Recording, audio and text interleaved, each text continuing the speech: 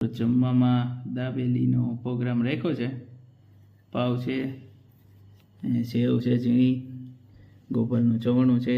તમે કોઈ નાખતા હોય તો કોમેન્ટ કરજો. અહીંયા મસાલા સિંગ છે, ચટણી છે, ગ્રીન ચટણી છે, મસાલો છે. હાલો હવે કરો, ચાલુ બનાવો. તો પહેલાં આપણે પાઉંને આવી રીતે કાપીશું. હા, કાપો. પછી એને આવી રીતે ખોલી અને એમાં આપણે ગ્રીન ચટણી નાખીશું. કેટલીક નાખવાની? થોડીક.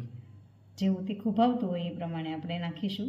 આ કોથમરી, મરચાં, આદુ અને લીંબુ હંચળ એટલું નાખીને આ ચટણી બનાવી છે.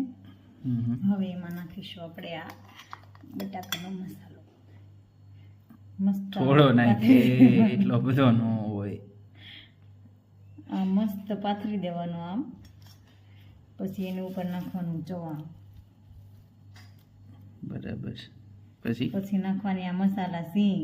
ચવાણું છે ને મેં કોઈ દી ક્યાંય ખાધું જ નથી દાબેલીમાં. આ મારી સ્પેશિયલ ઓલી આપણે ગમે ત્યાં જમવા જઈએ ત્યાં નથી આવતી સ્પેશિયલ આઈટમ, એમાં મારી સ્પેશિયલ આઈટમ કૃષ્ણા સ્પેશિયલ છે. હા, બરાબર છે. પછી આવી રીતે નાખી દેવાની આ સેવ. પછી એને કરી દેવાનું આમ બંધ.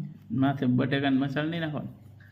તો એ બધું હેઠું પડી જાય. હું નહીં, પછી એને ન પડે, એને આવી રીતે આમ ચાંદી દેવાનું. બરોબર, લેપા કીરા હું સાંધી દેવાનું. એટલે આ કાંઈ ન થાય.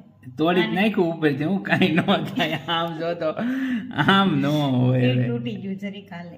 ન્યાય માર દે આંધો. કાંથી જો અરે હાસીને ચોપડે.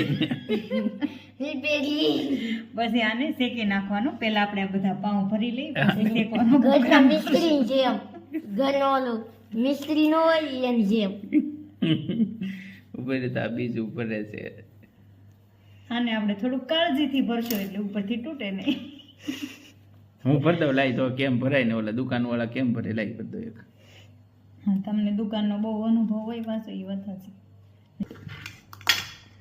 કીધું